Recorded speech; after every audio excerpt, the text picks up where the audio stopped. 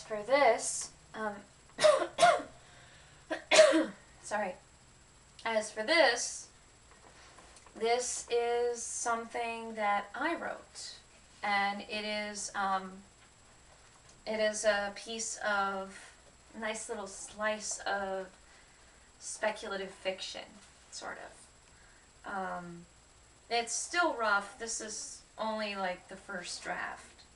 So, this is basically what I wrote in preparation for the Baltimore Writers Conference, which was last year. And I started writing this right around that time. So this is my manuscript. Broken-hearted dreamer. The door slammed. The five of them stood puzzled without saying anything. They stood on the porch looking every which way, wondering what they did wrong. The tall blonde with long hair, a black leather jacket, and a jade green kilt spoke first. "Was it something I said?" "Of course it was," said the woman across from him, or at least everyone thought he was a man. The woman lit a cigarette, still wearing a Regency period Empire waist dress, a crimson spencer she altered to look like a gentleman's jacket with coattails, and a bonnet with red trim. Taking a breath of smoke, the college-age girl, listening to her cherry-red Beats audio headphones next to her, waved her hand and gagged at the cigarette smell. "No offense, Ellie," said the girl with the headphones, "but I really hate it when you do that." Ellie stopped out her cigarette angrily. "I'm sorry my smoking bothers you, Roxy," she said. "I never get to smoke in the country because women in the Jane Austen era weren't allowed to smoke, and that place I'm trapped in is no exception." "Well, you're not there now," Roxy said, pulling down her headphones and resting them around your neck. "But my college is completely smoke-free, and I like it that way." "So go back to college," Ellie yelled. "Ladies, cool it," the man in the leather jacket exclaimed. "Can we focus on what's going on here? She just kicked us out." "She couldn't have kicked us out," said a teenage girl dressed head to toe in a turquoise suit with a crystal blue cape around her shoulders. She looked around at the rest of them, staring at her as she reconsidered. "Okay, maybe it's my fault because I literally froze the TV set." "It's not your fault," an Englishman in a bow tie and purple suit said. "It is quite possibly my fault because I parked my box in the laundry room. I hope Clara's all right for now, until I get back to New Orleans to fix a hole in the sky caused by the voodoo ghosts." "Dude, you shouldn't even be here," Roxy said. "You're from a lame British TV show, and that wasn't even part of her idea. You are totally unoriginal," says the girl, coming from the story where she's running all over Towson looking for a rock band, Ellie said, chastising her. "Have you even read Nick and Nora's Infinite Playlist?"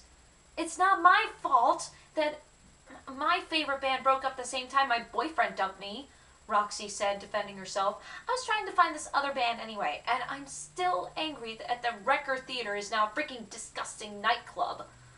Come to think of it, I'm thinking she's going to kill me off because now I can't even go to the Wrecker anymore." "She won't kill you off," said the man in the kilt and jacket before looking to the man in the bow tie.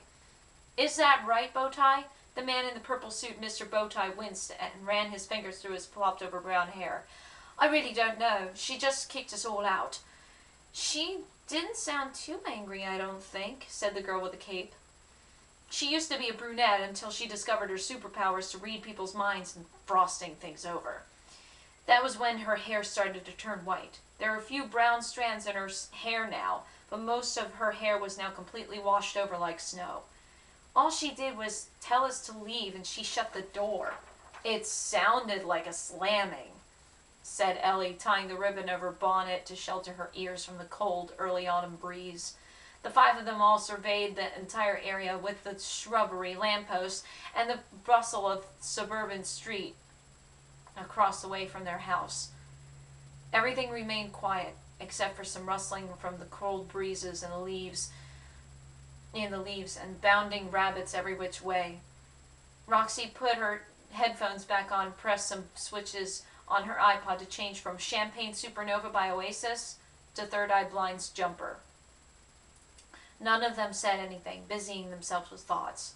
At last a pair of skinny, pale men arrived and approached the porch. The dark-haired man in the jeans and hoodie spoke first, nearly revealing his fangs in the moonlight.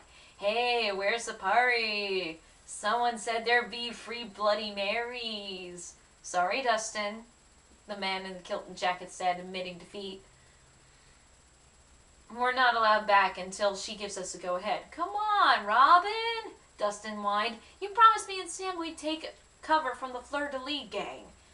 We need a rendezvous to meet Lenora here." "You mean you want to meet that girl you saw at the cafe the other day?" his friend Sam contradicted, sporting a black hat, plaid shirt with rolled-up sleeves under a black jean jacket, tight black jeans and studded straps hanging off, and bright purple sneakers. He was the one who kept Dustin's feet on the ground, though it was Sam who panicked about the gang of vampires chasing him. He failed the test when he had to drink an innocent woman dry, and now their leader, Marie, was after him to ensure his permanent demise. "No, I made an arrangement so you can meet your girl," said Dustin, pulling the hood over his thin dark hair and deadpan face. "So how long before she lets you guys in? We can't be out here too long, you know." "Take a hike, Twilight," Ellie said, muttering. "She's not letting us back in, and she hasn't allowed you back since the last fiasco." "Now, when you say fiasco," Dustin began, but Sam cut him off. Don't say it," Sam said. "I'll handle this." Sam took a key out of his jean jacket pocket and unlocked the door. At first, the other 5 of them begged him not to go in, but Dustin told them to stay calm. They all hoped for the best, wondering if she would somehow let them back in. The door shut behind Sam. They stared at the door and listened intently for anything, for permission. For a few moments, the house remained silent. Then suddenly, there was smashing and a woman screaming. "Get out!" she yelled. "Please don't do this," Sam said, pleading. "We need you as much as you need us. Go to hell already!" She screamed like a banshee before more crashing ensued. Sam threw the door open and shut the door behind him before he could throw in anything else at him. He turned around, almost out of breath, taking his hat off and resting his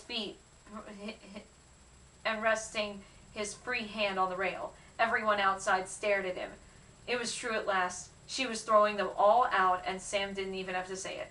"I'm sorry, everybody. I'm so sorry. I tried," was all he could say. "But why?" asked Mr. Bowtie. "I really don't know at this point," Sam answered.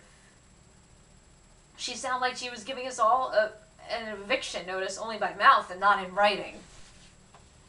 "She sounds like she's gotten a nastier mouth over the years," said Robin. "As soon as I was done with Helena Gari's Midsummer Plan, I was going to help her get her published." "I thought I was doing that job," Ellie said, cutting in. "So was I," the girl in the cape said. "You're just a female version of that kid, Will Stronghold, from that Disney superhero movie, Violet." Roxy patronized her. "Let's face it, we're never getting on the bookshelves." Mr. Bowtie clasped his hands and rubbed them together. "That's not entirely true," he claimed, pacing the tiny space behind everyone on the porch. "Given the fact that some of us were inspired by her other stories, movies, and television, she has altered our stories in some way to make it publishable to readers. All we need to do is think of a way to inspire her to re-envision our stories and switch them around." He snapped his fingers several times in a clicking rhythm as he paced in thought. He mumbled a few things to himself when Violet approached him face to face. She placed her hands on his arms and looked him in the eyes. "All she has to do is give us different names, backstories, or points of view. Maybe she needs to look at us from a different angle." "But that doesn't always work," Ellie said. "How would my adventures through a steampunk Jane Austen reality be glimpsed differently? What about me being a superhero in training at Falcon High School?" added Violet. "There are way too many vampire books out there," Dustin confessed. "There's no room for Sam and me with our lame-ass comedy of Gothic Cinderella." "I know I can't continue this whole Maryland music scene," Roxy said, admitting defeat. "The rock band scene in this state sucks and rock and roll is dying." That's not true! Violet turned and fired back at Roxy. Your story is beautiful, and you've got a killer taste in music. You can never be without your soundtrack. Yeah, but the dialogue needs to be completely reworked, Roxy said. The same goes for me, Robin said, fingering his long hair. Helena and I get along fine, but the dialogue between her and Dimitri and everyone isn't solid. You know, the actions and quotes for everything doesn't check out, and the tension between Helena and Dimitri is weak, know what I mean? But everyone loves your story, Roxy cried. It's Shakespeare in the modern-day Manhattan. You're Robin Goodfellow. You're Puck. I'm pretty sure she's getting rid of me first, and that's exactly why, Robin admitted with sorrow in his eyes. Midsummer Night's Dream is probably one of the least favorite plays other than Much Ado About Nothing. Besides, everyone loves the shrew, which is why there's that Heath Ledger movie with Julia Stiles, may Ledger rest in peace. But that's been done to death, Ellie said. Your story has never been done before. And my story in Louisiana has never been done either, Mr. Bowtie said, interjecting. But no one in England ever thought of that idea for even a book before I regenerated into an old man with a blue suit and combat boots, which is fine with me. So, said Violet, what's the point? Mr. Bowtie oscillated back and forth for a minute, his hands in his trouser pockets and his gold pocket watch dangling from his vest. He moved down from the steps from the porch behind two vampires, thinking of every permutation and revision of every story each of them represented. He already knew his voodoo ghost story in New Orleans would have to be thrown out due to copyright issues in Britain. Shakespeare was public domain, and so was Jane Austen's stories, but everyone was already drawn to the Gothic versions of parodies of each of them. Soon enough, people would be bored of characters from classic authors thrown in different outlandish situations. There were now too many superhero stories and vampire tales. Dustin was right about one thing, and teenagers' attentions for reading were very fickle, especially when it came to stories about music, so Roxy was out of the picture.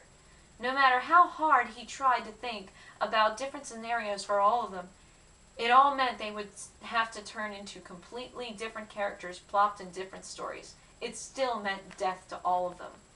He stopped for a moment and looked at all six of them staring at him, waiting for the verdict.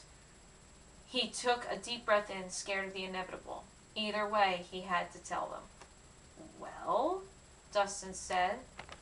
Mr. Bowtie's heart grew heavier as he spoke the next words.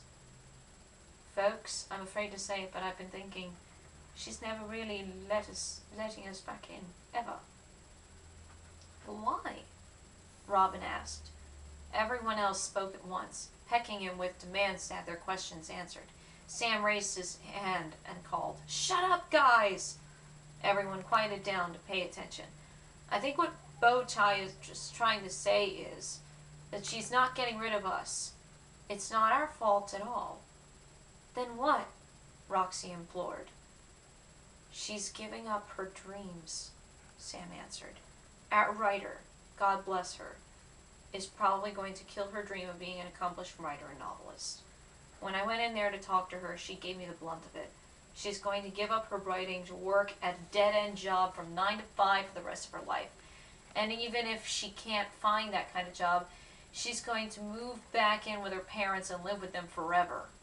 Sam trembled with the next statement that flooded him when he struggled with what she told him. And she said when her parents die one day and there is no one to take care of her, his throat choked up at the next thought. He tried to take deep breaths to swallow the sadness with her plan, but it just wouldn't go down. It wouldn't clear his throat, like how he couldn't stomach any kind of blood, though he was a vampire. Still, the dizziness settled in, and the stress strung his eyes like the morning light. Just say it, man, his best friend Dustin ordered. Finally, Sam spoke up, hurting his inside as he let it out. She's convinced that she's never going to have a future. So what you're saying is, Ellie began, She's going to stop writing permanently and forfeit her life for good. Sam nodded, sniffing. Dustin patted him on the back and consoled him to keep from crying. For a long time, no one said anything. Ellie kept wondering if she was the most original until she looked at everyone's faces and realized she was in the same boat. For the first time, Roxy and Violet held each other. Sam shed tears quietly without sobbing aloud, and Mr. Bowtie sat on the sidewalk, looking down at his ticking pocket watch that now ticked slower because he was at the end of his line. Ellie looked over her shoulder to see and hear the busy road outside, cars zooming this way and that. Knowing that she had missed it while she was away in the Regency, but now faced the fear that she would miss all of it. She would miss modern-day Florida, the country, her co-stars, her love interest, Mr. Fitzwilliam. She would even miss her enemy, Lady Tutu, and her army of rover droids. She felt her forehead tensing, and her hands becoming numb with a cool frost. There was nothing they could do now. It was all up to the writer to make up her mind.